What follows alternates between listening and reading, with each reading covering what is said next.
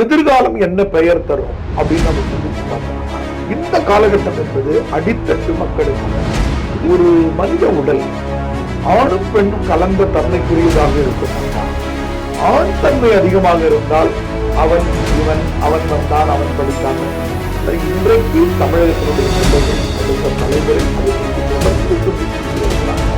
அதனால 12-13ஆம் நூற்றாண்டு ஏற்பட்ட அந்த நோயினுடைய தாக்கம் வெகுவாக தமிழ்நாட்டில் குறைந்திருக்கிறது. திரைப்பட முயற்சிகள் கை கூடுகிற சூழ்நிலையில மின்வாரி இதெல்லாம் முன்னாடி சொன்ன இல்லையா, எனக்கு பதவி உயர்வு செயற்பொறியாளராக போட்டாங்க.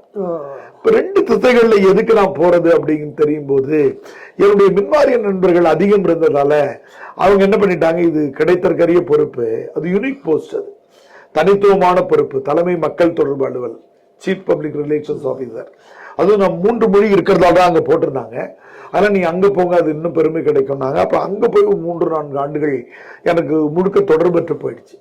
ஆனா மிக அண்மையில நான் விருப்பம் கொடுத்துட்டு வந்துட்டு பயிற்சி மையத்துக்கெல்லாம் வந்த பிறகு மிக அண்மையில மறுபடியும் திரைப்பாடல் எழுதுற முயற்சிகளை நான் பண்ணிட்டு இருக்கிறேன். மிக அண்மையில் கூட கபாலி டாக்கீஸ்னு ஒரு படம் வர இருக்குது. அது சபேஷ் முரளியினுடைய இசையில ஒரு பாடல் நான் எழுதியிருக்கேன். திவாகரன் சூப்பர் சிங்கர்ல பாடின தம்பியும் இன்னொரு பெண்ணும் சேர்ந்து பாடியிருக்காங்க ஒரு காதல் பாடல். என்னுடைய பாடல் பாடியிருக்காங்க, நான் எழுதியிருக்கேன். மொட்டை மாடியில் காத்த போல, வெட்ட வெளியில நிலவ போல, கொட்டி கிடக்குது காதல் உண்மையிலன்னு எழுதின பாட்டு. அது ஒரு 7-8 மாதங்கள் முன்னாடி பதிவாயிருக்கு. அந்த படம் வரும்போது தொடர்ந்து பாடல் முயற்சியில மட்டும் நண்பர்கள் கூட தொடர்புல இருந்துட்டு இருக்கேன். ஏதாவது கதை விவரங்கள் அது இது கிடைச்சா இது பண்ணிட்டு இருக்கேன். ஆனா ஒரு படம் இயக்கணும், என்னுடைய வாழ்க்கை வரலாற்றை முல்லையப்பன் ஒரு கதை பதிவு பண்ணி வச்சிருக்கேன். அப்படி ஒரு விருப்பம் இருக்கிறது, சூழ்நிலை அமையும் நினைக்கிறேன். படம் பேர் முல்லையப்பன். ஆமா, பொண்ணு பேரு முல்லை அப்பன். ஆமா, பதிவு பண்ணிருக்கேன், கதை பதிவு பண்ணிருக்கேன், ஒரு பாடல் கூட பதிவு பண்ணேன். அது ஒரு 3-4 ஆண்டுகள் அப்படியே இதுல இருக்கு. அதுக்கு ஒரு முயற்சி தரணும். இந்த இளைஞர்களுக்கு என்ன சார் சொல்ல வரீங்க நீங்க? பொதுவா இன்னைக்கு இளைஞர்கள் படைப்பாளிகளாக இருக்கிறாங்க அப்படின்னாக்கா அது ஒரு பகுதி, படைப்பாளிகளாக இல்லாதவர்கள் ஒரு பகுதி. படைப்பாளிகளாக இருக்கிறவங்களுக்கு நாம சில செய்திகளை சொல்லக்கூடிய தகுதி நமக்கு இருக்கிறது. ஏன்னா நம்ம தொடர்ந்து எழுதியிருக்கோம், 20 நூல்கள் எழுதியிருக்கோம், பல்வேறு இலக்கிய அமைப்புகள் பார்த்திருக்கோம். நான் அடிக்கடி மேடையில் ஒன்று சொல்லுவேன், இலக்கியம் என்பது சங்க காலம், சங்கம் மருவிய காலம், பக்தி இலக்கிய காலம், பிற்கால சோழர் காலம், சிற்றிலக்கிய காலம், தற்காலம்னு 6ஆக இலக்கிய வரலாறு பிரிக்கப்பட்டிருக்கிறது. அப்படியானால் நாம இன்னைக்கு இருந்துட்டு இருக்கிற காலகட்டத்தை எதிர்காலம் என்ன பெயர் தரும் அப்படின்னு நம்ம சிந்திச்சு பார்த்தோம்னா, இந்த காலகட்டம் என்பது அடித்தட்டு மக்களுக்கான காலம், விளிம்பு நிலை மக்கள், டவுன் ட்ராடன் சொல்றவர்களுக்கான காலம். மாற்றுத்திறனாளிகள், திருநங்கைகள், ஆதரவற்றவர்கள், குழந்தை தொழிலாளர்கள், கைம்பெண்கள், தலித்துகள், முதியவர்கள், இவர்களுக்கு குரல் தருகிற படைப்புக்குரிய காலமாகவும் அவர்கள் மேல மனிதநேயத்தை சொல்லுகிற படைப்பாகவும் இருக்கிற போதுதான் அது வென்று நிற்கும். நான் எப்பவும் காதலை எழுதுகிறேன், இயற்கையை பாடுகிறேன், அது ஒரு பகுதியாக இருக்கலாம், தவறல்ல. ஆனால் ஒரு திருநங்கையினுடைய வலியை என்னால் புரிந்து கொள்ள முடியும் என்று சொன்னார். ஏன்னா இந்த விளிம்பு நிலை மக்களுடைய சமூகத்திலேயே நாம பேரன்பு செலுத்த வேண்டியவர்கள் திருநங்கைகள் தான். ஏன்னா இப்ப நான் மாற்றுத்திறனாளி, எங்க அப்பா அம்மா எனக்கான கால் வைத்தியத்தை பார்த்துக்கிட்டாங்க. என்னுடைய பாட்டி என்னை இடுப்புல தூக்கிக்கிட்டு ஜிப்பர் மருத்துவமனை கடலூருக்கு தூக்கிட்டு என்னை பார்த்துக்கிட்டாங்க. அதனால திருநங்கைகளை தான் பெற்றோர்களே வீட்டை விட்டு அனுப்பிடுறாங்க. அப்போ அந்த வழி என்னால் உணர்ந்து கொள்ள முடியுமா? அப்போ இன்னைக்கு இருக்கிற குழந்தை தொழிலாளர்களுக்கான சிக்கல்களை என்னால் உணர்ந்து கொள்ள முடியுமா என்பதும், ஒரு கைம்பெண் மறுமணத்தை குறித்து ஆதரித்த கதைகளையோ சிறுகதைகளையோ புதினத்தையோ என்னால் எழுத முடியும் என்று சொன்னால்தான் இன்றைய படைப்புலகம் உங்களை கவனிக்கும். இல்லை என்றால் பிற்காலத்தில் தூக்கி எறிந்துவிடும். மனிதர்கள் அனைவரும் சமம் என்பதையும் இந்த செய்திகளை எழுதுகிறவர்களாக இன்றைய படைப்பாளிகள் வர வேண்டும் என்பது என் அனுபவத்தின் வழியான வழிகாட்டுதலாக சொல்லுகிற அறிவுரையாக சொல்லுங்க. ஐயா, நீங்க திருநங்கையை பத்தி ரொம்ப அழகா சொன்னீங்க. நான் கூட இந்த நம்ம கதையில் ஒரு படம் பண்ணேன். அதில் பார்த்தீங்கன்னா கிளைமேக்ஸில் திருநங்கைய அந்த ஹீரோ கூட தான் திருநங்கை இருப்பாங்க. என்ன பண்ணுவான், கடைசியில் காலில் விழுந்து அழுவான். நான் எங்கள் அம்மாவை பார்த்ததில்லை, திருநங்கை காலில் விழுந்து அழுவான். அது மாதிரி வச்சுருந்தேன் கிளைமேக்ஸில். எங்கள் அம்மாவை நான் பார்த்ததில்லை, எங்கள் அப்பாவை நான் பார்த்ததில்லை, நான் கடவுளை பார்த்ததில்லை, எனக்கு அம்மாவாகவும் அப்பாவாகவும் கடவுளாகவும் நீ தான் என் கூடவே இருக்க, இதே என் சாமின்னு கடைசியில் அழுவான். அது மட்டும் இல்ல, அவன் இறந்த பேரு அந்த திருநங்கையை தான் கொல்லி போட வச்சான் படத்துல. அது மாதிரி ஒரு புதுமையை நான் கொண்டு வந்தேன் படத்துல, அது சொல்ல வரேன். தமிழ் இலக்கியங்கள் இல்லைங்கய்யா, நம்ம பல்வேறு செய்திகளை பிள்ளைகளை கூர்ந்து படிக்க வைக்கணும். நான் ஐஏஎஸ் மாணவர்களுக்கு தமிழ் விருப்ப பாடம் நாள்தோறும் காலைல 6லிருந்து 9 வரைக்கும் எடுக்கிறேன். தொல்காப்பியத்திலேயே திருநங்கைகளை குறித்து தொல்காப்பியர் சிந்திக்கிறார்.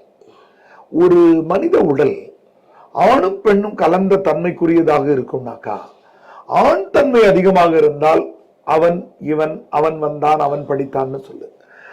பெண் தன்மை அதிகமாக இருக்குனாக்கா, அவள் வந்தாள் அவள் சென்றாள் எழுதுன்னு தொல்காப்பியர் ஒரு நூற்பாளர் 2000 ஆண்டுகளுக்கு முன்னாடி சிந்திக்கிறார்.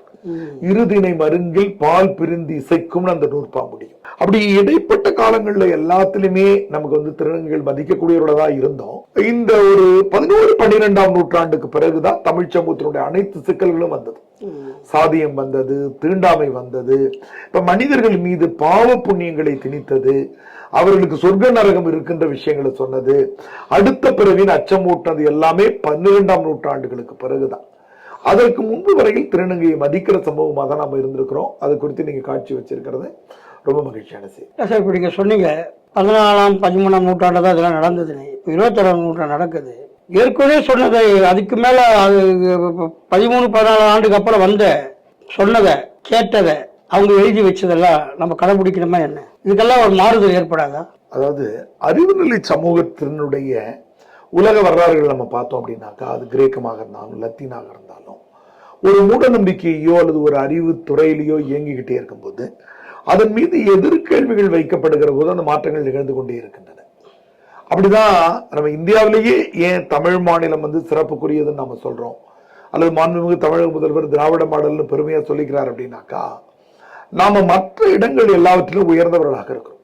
கல்வித்துறைன்னு இண்டெக்ஸ் நீங்க போய் பார்த்தீங்கன்னா, தொழில்துறை, மத நல்லிணக்கம் எல்லாத்திலையும் இந்தியாவில முதன்மை இடத்துல இருக்கிறோம். ஆனா 100க்கு 100 மதிப்பெண் இடத்துல இருந்தோம். நம்ம 100க்கு 75, 80, 85 வந்துட்டோம் பல இடங்கள்ல, பெண் கல்வி எல்லாத்துலயும். ஆனா இந்த 15 மதிப்பெண் இடைவெளி இருக்கிறது. இதைதான் வலதுசாரிகள் சின்ன விமர்சனமா வச்சுக்கிட்டே இருக்கிறாங்க. ஆனா அவங்களுக்கு என்ன தெரியலன்னா, வட இந்தியாவில் இருக்கக்கூடிய பீகார், உத்தரப்பிரதேசம், மத்திய பிரதேசம் போன்ற மாநிலங்கள்லாம் பல்வேறு நிலைகளில் பின்தங்கி இருக்கிறாங்கன்றத அவங்க ஏத்துக்க மறுக்கிறாங்க. நாம எடுக்காத 15 மார்க்க நம்ம வீட்டில் இருக்கிற பிள்ளைகளை திட்டவும் இல்லை, அது மாதிரி. அப்போ இந்த அறிவுநிலை சமூகத்துக்கான ஒரு மாற்றம் தேவைப்படுகிற போது சமூகம் எங்க மாற்றங்களுக்கு தயாராகுதுன்னா, எப்போ கேள்விகளை கேட்பதற்கு சமூகம் அனுமதிக்கிறதோ, இப்ப கிட்ட நீங்க வச்சிருக்கீங்களா அறிவு பசின்னு, கேள்விகளை என்னைக்கு கேட்கறதுக்கு அனுமதிக்கிறோமோ அன்னைக்கு சமூகம் மாற்றமடையும். இல்லை இது நீ ஏற்றுக்கொண்டே ஆகணும் அப்படின்னு ஒரு மூட நம்பிக்கை. பெரியவங்களை பார்த்த உடனே வணக்கம் சொல்லணும் என்பது வேற, காலில் விழுந்து வணங்க வேண்டும் என்பது வேற. ரெண்டுத்துக்கும் வேறுபாடு இருக்கு. கண்டிப்பா.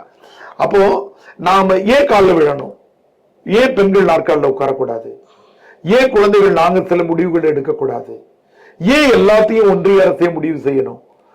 அமெரிக்க அரசாங்கமே கல்வியை மாநில அரசுக்கு கொடுத்துரும் போது நீங்க வச்சுட்டு என்ன பண்ண போற? 42வது அரசியல் சட்டத்தை திருத்தல் தானே கல்வியை பொதுப்பட்டியலுக்கு எடுத்துட்டு போனீங்க. இப்படி எல்லாத்தையும் நம்ம கேள்வி கேட்டுக்கொண்டே இருக்கிறோம். அப்போ நாங்க கோயில் கும்பிடுறது, அவங்க வடசாரிகளுக்கு இருக்கிற பெரிய சிக்கல் என்னன்னா, அதிகம் கோயிலுக்கு செல்லுகிறவர்கள் இருக்கிற மாநிலத்துல ஏன் தங்களால வெற்றி அடைய முடியல அப்படின்னு நினைக்கிறாங்கன்னா, இந்த கேள்விகள் அவங்கள்ட்ட இருந்துகிட்டே இருக்கு. நாம இந்த கேள்விகளை கேட்டுக்கொண்டே இருக்கோம். சிலை செய்யறவங்க நாங்களாக இருக்கிறோம், கட்டிடம் கட்டுறவங்க நாங்களாக இருக்கிறோம். ஏன் அப்ப நாங்க கருவறைக்குள்ள வரக்கூடாது? அப்போ இந்த 12-13ஆம் நூற்றாண்டுக்கு பிறகு ஏற்பட்ட இந்த தீண்டாமை, இந்த செய்திகளினுடைய கேள்வி, எதிர்நிலை கேள்விகள் சமூகம் கேட்டுக்கொண்டே இருக்கிற போது அதற்கான விடைகளும் அதிலிருந்து வெளியிலேயே வருவோம். ரொம்ப வேடிக்கையாக நான் பிள்ளைகளுக்கு சொல்லுவேன், இன்னைக்கு இருக்கிற கணினி மொழியில சொல்லணும்னா, இந்த தீண்டாமை அல்லது இன்னைக்கு ஒரு மனிதனை ஏளனமாக பார்க்கிற பார்வை, இன்னைக்கு இடபிள்யூஎஸ் சொல்லிட்டு எக்கனாமிக்கலி வீக்கர் செக்ஷன் சொல்லிட்டு இடஒதுக்கீடு கேட்கிறவங்க மலம் அள்ளுகிற பணிக்கோ வெட்டியான் பணிக்கோ இந்த பணிகளுக்கோ இடஒதுக்கீடு கேட்கறது கிடையாது. இந்த ஏமாற்றெல்லாம் நிகழ்ந்து கொண்டே இருக்கிறது என்ற கேள்வியை நம்ம வைக்கணும். இப்ப கணினி மொழியில ஒரு வைரஸ் விட்டது, அதுக்கு ஒரு ஆன்டி வைரஸ் போட்டு தான் அவன் எடுக்கணும். இன்றைக்கு தமிழகத்தினுடைய பிள்ளைகள், அடுத்த தலைமுறை அது குறித்து தொடர்ந்து சிந்திச்சுக்கிட்டே இருக்கிறாங்க. அதனால 12-13ஆம் நூற்றாண்டில் ஏற்பட்ட அந்த நோயினுடைய தாக்கம் வெகுவாக தமிழ்நாட்டில் குறைந்திருக்கிறது, குறைந்து கொண்டே இருக்கிறது. மிக விரைவில் இன்னும் ஒரு 50 ஆண்டுகளில் அந்த நோயிலிருந்து நாம் முழுமையாக வெளிவரும். இந்த சொல்றது புரியுதையா? அப்படி நடந்தா ரொம்ப சந்தோஷம். என்று தனியும் இந்த சுதந்திரத்துக்காக அன்னைக்கு சொன்னாங்க. இப்போ நம்ம என்று தனியும் இந்த ஜாதியின் தாகம்னு நம்ம கேட்க வேண்டியதா இருக்கு. நீங்க சொன்ன வார்த்தைகளும் ரொம்ப 50 ஆண்டுக்கு அதிகமா இருக்குது. அது 25 ஆண்டு, ஒரு 10 ஆண்டு குறைஞ்சா இன்னும் நல்லா இருக்கும். இந்த சமுதாயம் நல்லா இருக்கும், இந்த நாடும் நல்லா இருக்கும். ரொம்ப மகிழ்ச்சி ஐயா. சாதின்னு வரும்போதுங்கய்யா நம்ம ஒரு முக்கியமான ஒரு செய்தியை நம்ம தெரிஞ்சுக்கணும். நம்ம சுபவி ஐயா அடிக்கடி சொல்லுவாங்க, சாதிகளுக்கு சங்கம் வைப்பது தவறான்னு பார்த்தா ஆமா பொதுவா தவறு அப்படின்னு நம்ம சொல்லிட்டு போயிடக்கூடாது. ஒடுக்குகிற சாதி சங்கம் வைக்கிறானா, ஒடுக்கப்படுகிற சாதி சங்கம் வைக்கிறானான்னு பார்க்கணும். நம்ம பொது புத்தியில எப்படி இருக்கிறோம்னாக்கா, ஒரு பிராமணர் சங்கம் அல்லது முற்போக்கு சாதியினர் சங்கம் வச்சிருந்தா அதை நம்ம ஒரு பொருட்டா கண்டுக்கிறது இல்லை, அப்படியே கடந்து போயிடுறோம். ஆனால் அடித்தட்டு மக்கள் தங்களுக்கான சாதிக்கு சங்கம் வச்சா நம்ம பொது புத்தி அவர்கள் மேல விமர்சனம் வைக்கிறது.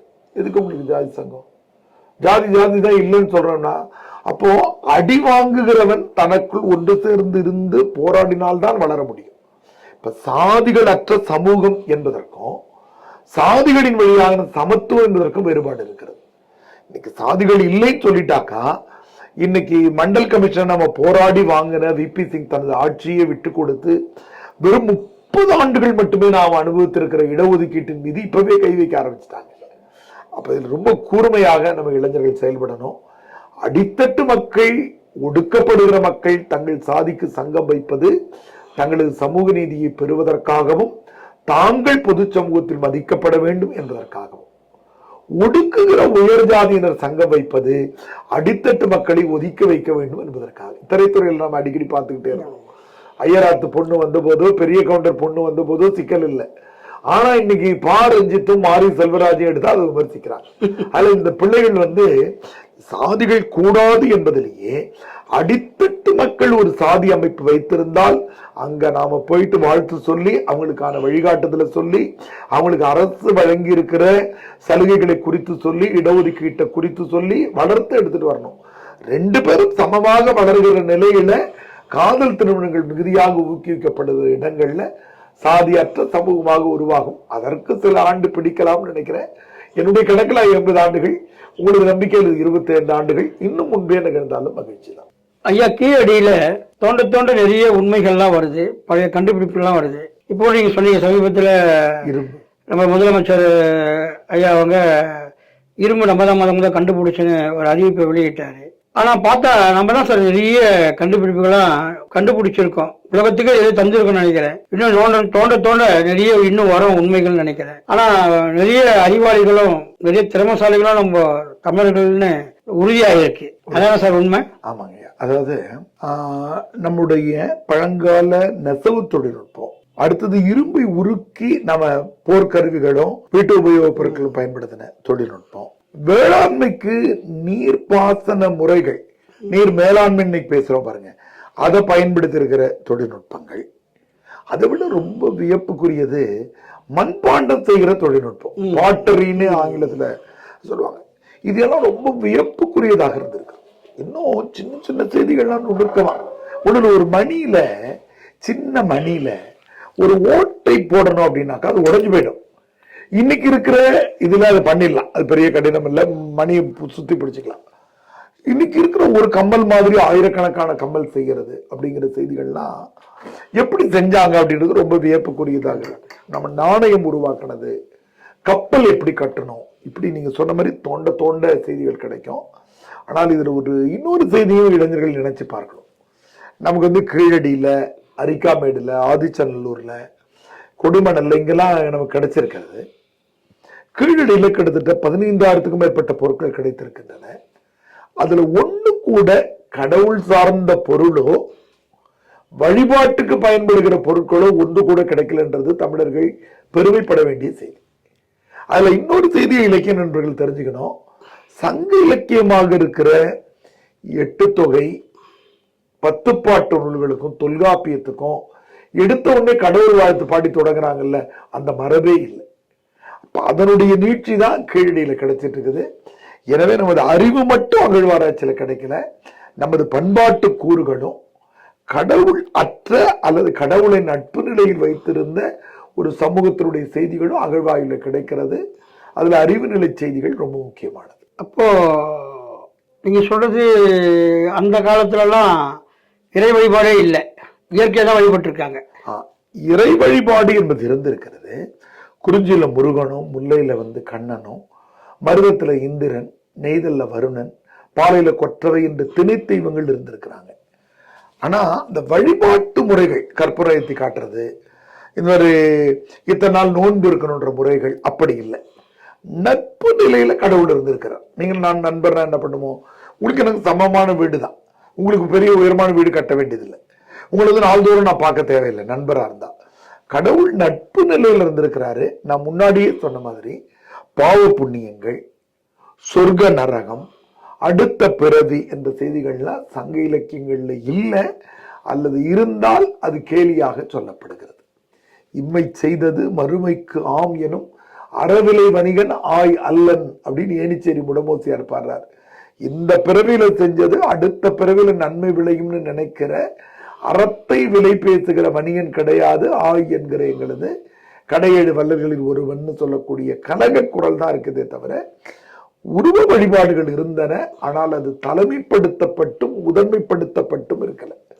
அதாவது காட் சென்ட்ரிக்னு சொல்லுவாங்கல்ல, இப்ப எல்லாத்துக்கும் கடவுள் எடுத்த உடனே பிள்ளையார் சொல்லி போட்டு எழுதுறது, வீடு கட்டுறது, அந்த மாதிரியான சூழ்நிலைகள் சங்க காலத்துல இல்லை. அதனாலதான் கீழடியில நமக்கு கடவுள் உருவங்களோ அல்லது கடவுளுடைய வழிபாட்டு பொருட்களோ கிடைக்காமல் இருக்கு. கடையேழு வள்ளல்கள் அத்தனை பேரும் சிறந்தவங்களா சார்? அதில் முக்கியமா சிறந்தவங்க யார் சொல்ல முடியுமா?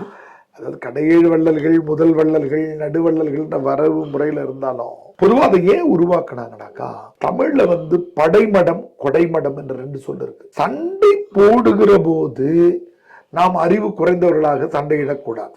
எதிரிகளோடு சண்டையிடும் போது அவன் வாழை அப்படி எடுத்துட்டு வருவான், கிடைத்து இப்படி எடுத்துட்டு வருவான், அல்லது அவன் அதிக போர்க்கருவிகள் எடுத்துட்டு வருவான், அதுக்கெல்லாம் திட்டமிடணும். படைமடம் இருக்கக்கூடாது, அது கொடைமடம் இருக்க வேண்டும்னு சொன்னாங்க.